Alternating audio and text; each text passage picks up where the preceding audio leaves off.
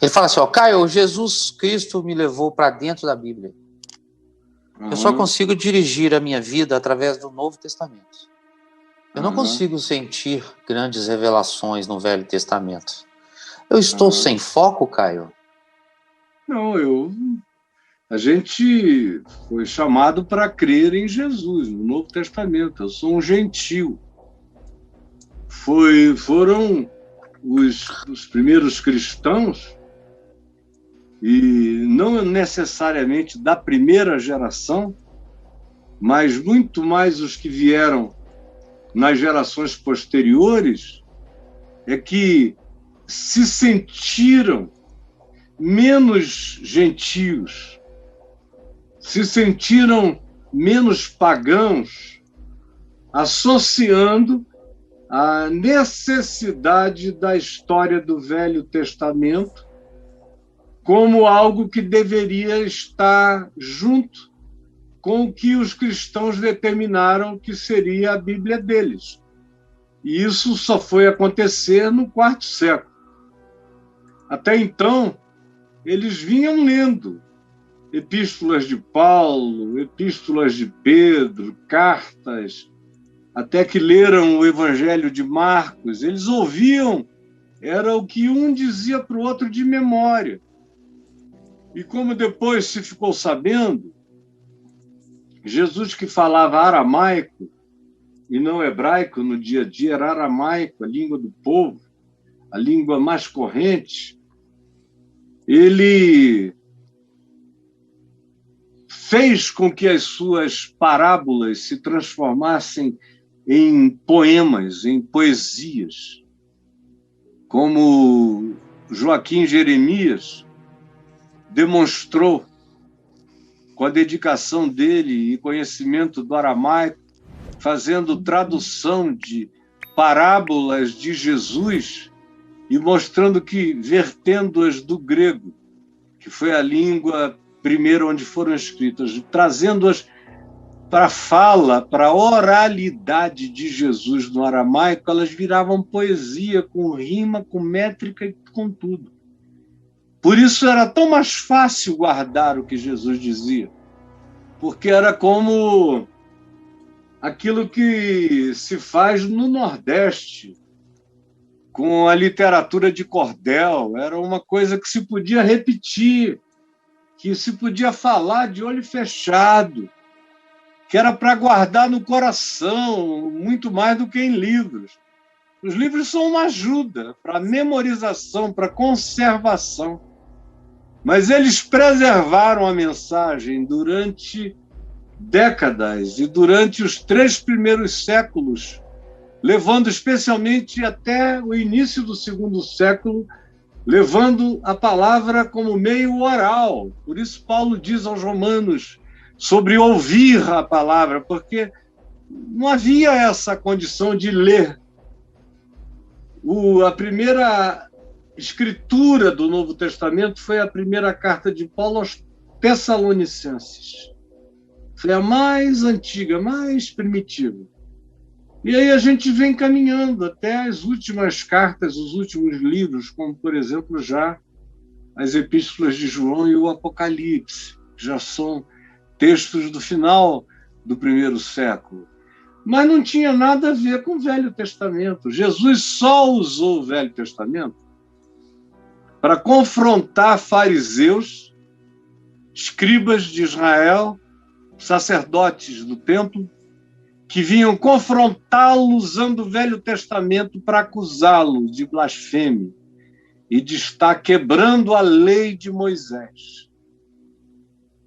Que, do ponto de vista de qualquer interpretação, até de Moisés, provavelmente, Moisés achasse que a lei dele estava sendo quebrada, embora ele próprio, Moisés, tenha dado um outro trato humano a si mesmo, quando, depois de muitos anos sem sua esposa no deserto, ele se encantou com uma africana, uma mulher de pele negra, da região de Cus, na África, uma cusita, e casou-se com ela, o que veio a provocar raiva e ciúme em Arão e em Miriam, que diziam: o que você está pensando? Que você tem privilégios especiais? Mas os judeus, Jesus usava o Velho Testamento quando provocado. Ele dizia: nunca lestes? Ou por que não entendestes? Ou isso e aquilo. E para os discípulos dele, depois de ressuscitado, especialmente, ele mostrou como era necessário que tudo que as Escrituras diziam sobre o servo sofredor, acerca do qual eu falei no dia de ontem, viesse a se cumprir nele. Ele diz: era necessário. E mostrou-lhes tudo o que constava a seu respeito. Na Torá, ou seja, no Pentateuco, nos 5 primeiros livros, nos Salmos e nos profetas. Tudo o que constava a seu respeito. Abriu, por exemplo, Isaías 53, estava no centro do que os profetas diziam. E a gente sabe disso também pela quantidade de repetições, e porque também em Atos dos Apóstolos, quando Filipe foi enviado, sem saber para o quê, e chega no caminho entre Jerusalém e Gaza e vê um negro etíope e ministro da fazenda da Etiópia, que servia a rainha, lendo o profeta Isaías, do capítulo 53. Então, era um texto que tanto provocava os judeus e os prosélitos do judaísmo, como também era um texto que estava no centro do sentido da escritura judaica para os novos crentes, novos apóstolos. Mas Jesus mandou o quê? O que Jesus disse? Disse: indo por todo o mundo, preguem o Evangelho. O Evangelho. O que é o Evangelho? O Evangelho é a narrativa da vida de Jesus. O Evangelho é o ensino de Jesus. O Evangelho é aprender com o modo de Jesus viver, a interpretação do que Jesus ensinou, porque Jesus não era esquizofrênico nem hipócrita. Portanto, se eu quiser saber o que ele ensinou, que eu veja como ele viveu, porque ele encarnou tudo que ele disse. Evangelho é o que ele ensinou, o que ele viveu, o que ele fez, e os fatos redentores interpretados, todos eles se cumprindo, tanto fatos do Velho Testamento como a aspiração humana no mundo inteiro, se cumprindo naquela solução. Enquanto isso, os homens imolavam carneiros, bodes, ovelhas, touros, nos altares de Jerusalém, nos altares de Roma, de todas as cidades greco-romanas, do Egito, do norte da África toda. Enquanto isso, aqui, onde hoje nós chamamos de América Latina, os autóctones, os nativos, nas sucessões de civilizações de todo esse continente do Caribe e subindo para o norte dessa região, na América e Canadá e Alasca, conforme seus costumes e seus povos, todos derramando sangue, fazendo sacrifícios ou dedicações, pedindo perdão, pedindo misericórdia, porque a humanidade sabia que tinha pecado contra os céus. Isso era latente, essa culpa latente que Freud nunca conseguiu explicar em nenhum outro, e que está presente até naquele que nunca foi problematizado por nada. Ele precisa apaziguar alguma divindade em algum lugar da existência. Então, em Cristo, na cruz, está consumado. É isso que eu tenho que pregar. Jesus disse: indo, preguem isso. Ele não mandou pregar Moisés, ele não mandou decorar os livros do Velho Testamento.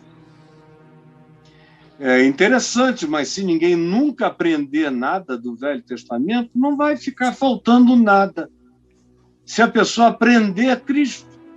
Olha, o Evangelho de Marcos, que é o mais antigo, foi escrito, provavelmente, acerca e sobre as reminiscências, as memórias de Pedro.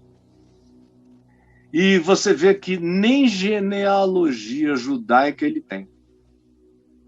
Se Pedro era um cara da Galileia, dos gentios, ele não estava preocupado com pedigree nenhum. Isso não era uma questão para ele. Nunca foi.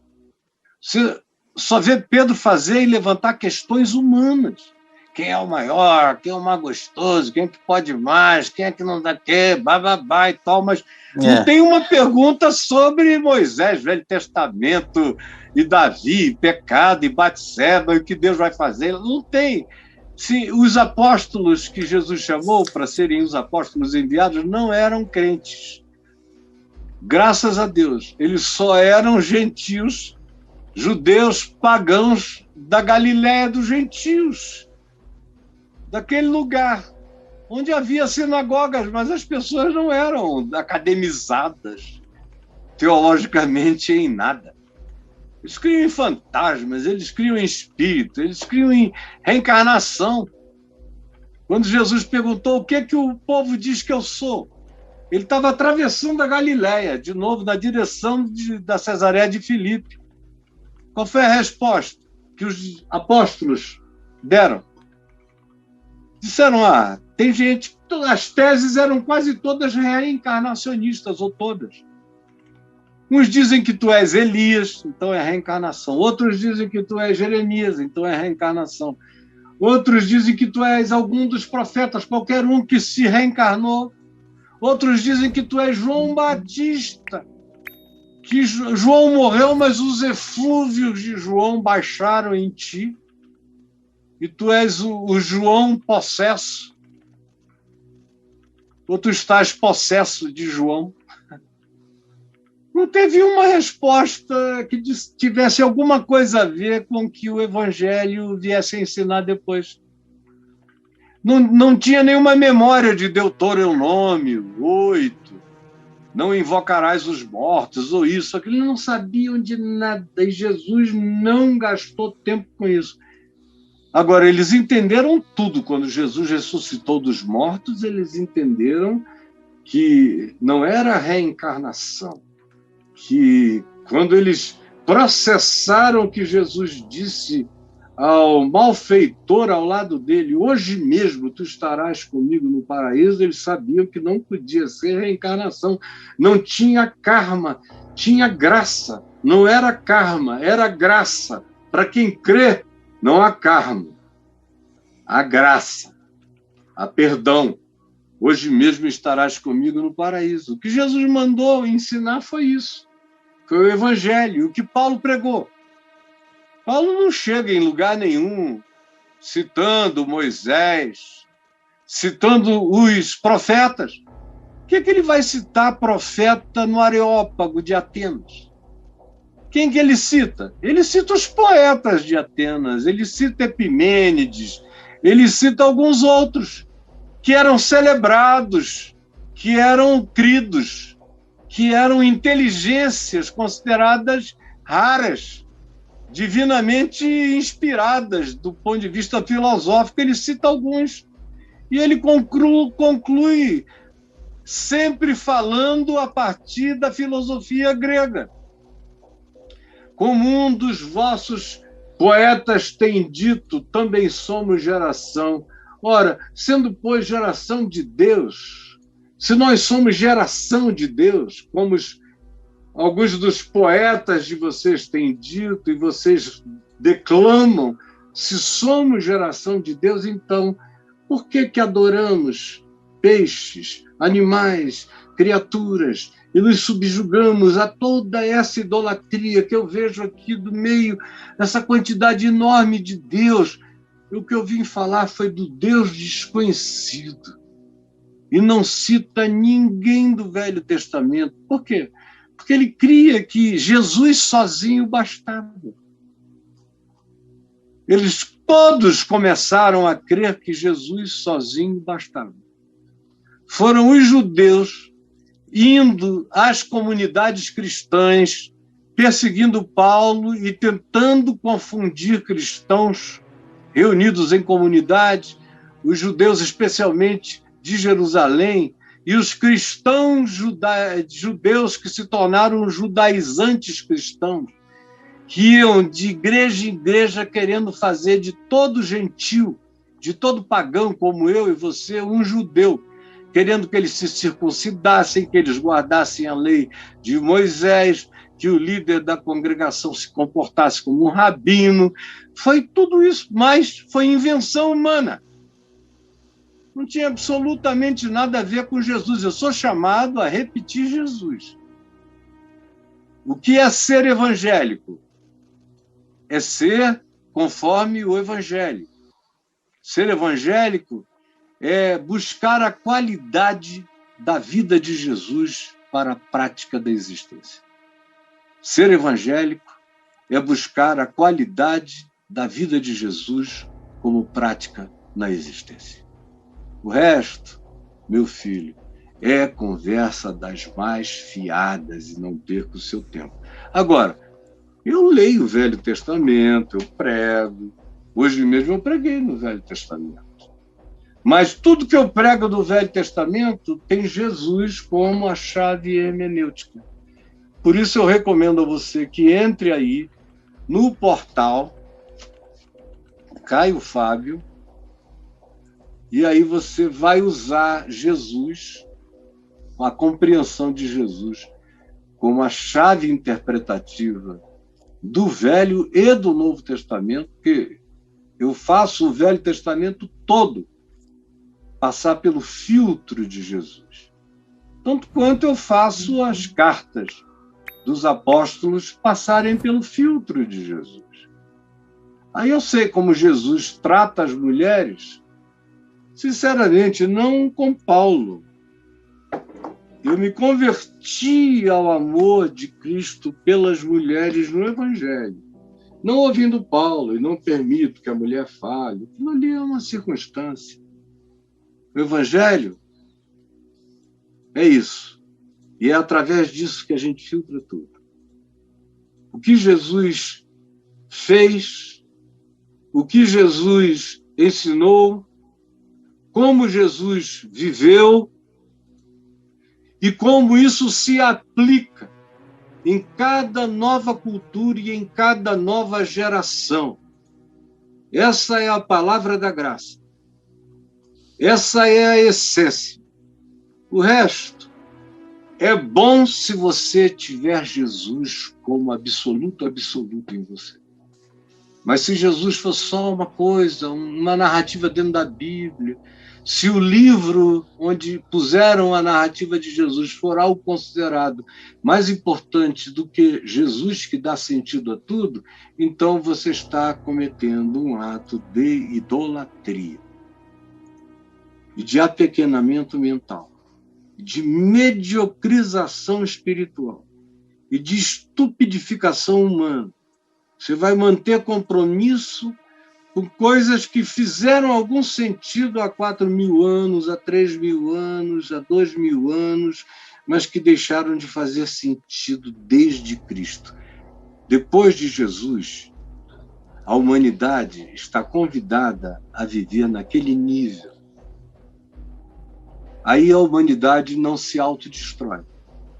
A única salvação para a humanidade é aprender a viver como Jesus ensinou que os seres humanos devem se tratar uns aos outros.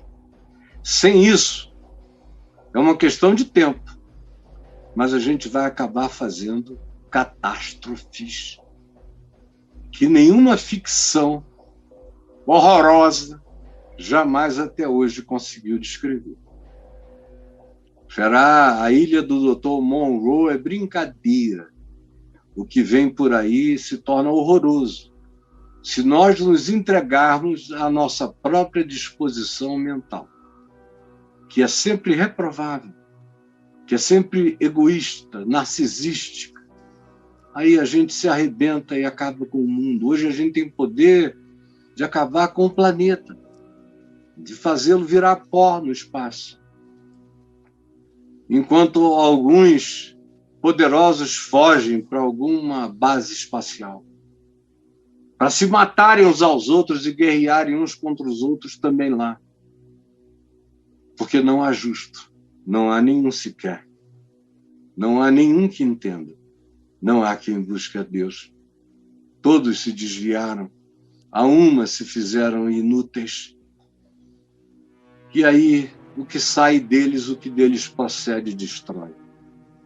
A única possibilidade que a humanidade tem de prolongar os seus dias e de tirar a maldição que está posta sobre esse planeta em razão da nossa presença. A maldição da Terra é a presença humana. O homem é a maldição da Terra. Foi o que o livro de Gênesis diz, sem pudor. Deus diz: maldita é a terra por tua causa. Por tua causa, tu causaste maldição à terra, ao planeta, o que Deus diz. E é só olhar em volta. Tudo destruído, gente ainda dando razão. Queima mesmo, vende, bota aí, não tem nada acontecendo, as temperaturas subindo, tem moluscos sendo cozinhados na semana passada em alguns lugares do litoral do Canadá. Imagina isso. De tão quente ficou a água, mas não está acontecendo nada, né? Sales neles, sales neles. Sales de mim. Sales de mim, sales da terra, em nome de Jesus. Afasta de mim esses sales, ó Pai. Esses sales, ó Pai, porque eu vou te dizer. Então, cara, tá aqui, ó. A Bíblia é só uma conjuntura histórica, decidida pelos bispos que Constantino reuniu, botou tudo isso junto, fez um pacote. Esse é o livro sagrado dos cristãos, que tem o Velho e o Novo Testamento, é um acréscimo. Aí vieram os muçulmanos e disseram: não, tem que ter outra revelação. Aí tem o Alcorão, que foi todo ditado a Maomé durante anos. E ele veio, é o livro de um homem só. É o livro sagrado pelo qual se mata. E supostamente a revelação de Deus cabe no livro. O que eu digo a vocês é que a Bíblia está cheia de textos inspirados que continuam textos vigentes, porque são coerentes com o que Jesus ensinou. E tem um monte de textos inspirados e que caíram em obsolescência, porque eram primitivos demais para se adaptarem ao que Jesus ensinou e mandou que obedecêssemos, porque Paulo diz que nós somos salvos pela obediência ao Evangelho em fé no meio dos gentios. Esse é o nosso chamado. O resto é bônus para quem sabe aproveitar, mas para quem não sabe aproveitar, eu tenho dito, para escândalo de muitos, em muitos lugares, que para quem não sabe ler a Bíblia, tendo Jesus como chave hermenêutica, a Bíblia é um livro absolutamente enlouquecedor. Porque se diz que é a palavra de Deus e tem horas que Deus manda matar, tem horas que Deus manda perdoar, tem horas que Deus manda comer, tem horas que Deus diz que não é, tem horas que Deus faz concessão, tem hora que Deus... É uma loucura. Aí eu vejo a quantidade de maluco, né? É impossível o cara crer que tudo que tem na Bíblia é para ele obedecer e não ficar louco. Ou pelo menos não ficar o maior de todos os cínicos e hipócritas. Porque aqui na Bíblia tem uma quantidade de coisas que eu não vou nunca mais obedecer na vida. Eita. Eu sei que elas existiram para um propósito, mas que em Cristo Jesus elas entraram em estado de caduquice, de caducidade. A palavra usada aqui por Paulo é caducidade, é caduquice. É como falar de um velho dizendo bobagem. Olha que é a expressão. Paulo tem a coragem de dizer que quem segue o Velho Testamento, querendo também seguir com isso o Novo Testamento e o ensino de Jesus e do Evangelho, é um problema mental. E você não vai dizer coisa com coisa, porque você decidiu que você ia escrever na prova da vida tudo aquilo que caiu em obsolescência. Aí é como o cara que se inscreve para uma viagem espacial advogando a causa de que a Terra é plana. Aí não precisa de carro, cara. Pega um Jeep e vai fazer. Pega uma bicicleta e pedala da Patagônia ao Alasca. Isso. E pronto. Bora. Não precisa ir para lugar nenhum. Mas é caducidade a palavra, é caduquice. Caducidade. Caducidade da letra. Ficar falando ali, repetindo aquelas bobagens. Aí eu não aguento, eu não consigo ouvir praticamente ninguém. Tem pouca gente que eu ouço com prazer, porque a maioria não consegue se livrar da caducidade da letra. Aí o cara fica voltando e não entendeu Jesus como a chave hermenêutica para aplicar tudo, fica repetindo obsolescências, fazendo discursos da morte. É como quem lê o livro dos mortos na parede de uma tumba egípcia.